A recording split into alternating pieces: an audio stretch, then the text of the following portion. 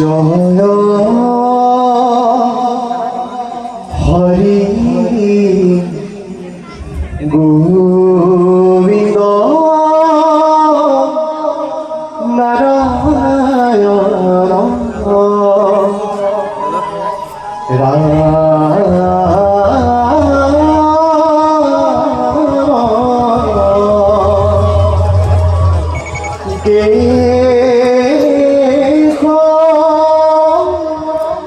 হরি রাম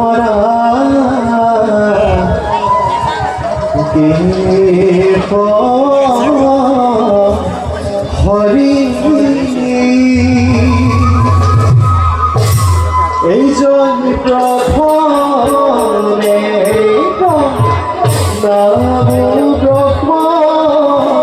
রূপী পরা জয় হরি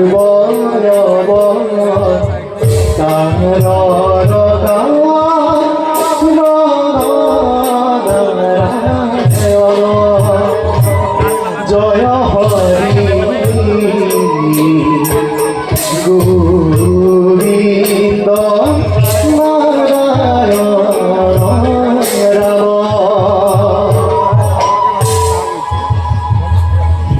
কিনু তোমার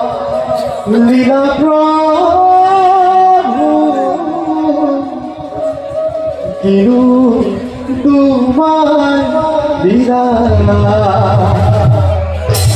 মোহিনীর রূপধারী অপুর মহিলা নারায়ণ নারায়ণ নারায়ণ আজি তুমি আমার দুঃখেশ্বর ছিলাম নারায়ণ যি দেখা হৈছে তাকেহে কোৱা হৈছে দুখৰে ক্ষমাৱন্ত জনে নিশ্চয় ক্ষমিব পিছে প্ৰভু যি কৰা হ'ল সেয়াটো উচিত হ'ল ইয়াত উচিত অনুচিত প্ৰশ্ন নাই নারদ প্ৰভু যি যিহকে বিচাৰে আমি তাকে দিব পাৰো নাৰায়ণ প্ৰভু মহাসমৰ্থ মন্থনত অঘৰে যে অমৃত বিচৰা নাছিল বুলি আপুনি কেনেকৈ জানিলে যদি অমৃতি বিচাৰিছিল তেন্তে আমাৰ নাৰী মূৰ্তি দেখি মোহ গল কিয় নারদ নারায়ণ যদি ঈশ্বৰে নাৰীৰ ৰূপত মুখ যায় অঘৰ নাযাব কিয় তাৰ অৰ্থটো পৰিষ্কাৰ অঘৰক পঢ়িবলৈ নাৰীটোক ধৰাৰ পৰিৱৰ্তে আপুনি অন্য ৰূপ ল'ব পাৰিলেহেঁতেন আচলতে প্ৰভু আপোনাৰ নিজৰে নাৰীৰ প্ৰতি এক দুৰ্বলতা আছে নাৰায়ণ নাৰায়ণ প্ৰভু আচলতে কথা এইটো নহয় আমার উদ্দেশ্য আমি সংঘর্ষ শেষ হয়তো দেখিছোঁ সংঘর্ষৰ মাজত নতুন সৃষ্টি হোৱাটোহে আমি বাঞ্ছা কৰোঁ এমনকি প্ৰভু অসুৰ আৰু দেৱতাই যদি উভয়ে অমৃত পান কৰিলেহেঁতেন তেন্তে সংঘৰ্ষ শেষ হ'লহেঁতেন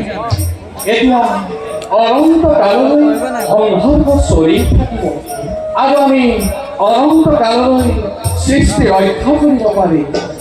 নহ'লে ঈশ্বৰ অকলে ৰক্ষা নবনে দেৱৰীকি পিছে প্ৰভু আপোনাৰ মহিলাৰূপে কেৱল অঘৰকে বহিব পাৰে দেৱতাসকলক কিন্তু স্পৰ্শই কৰিব নোৱাৰে প্ৰভু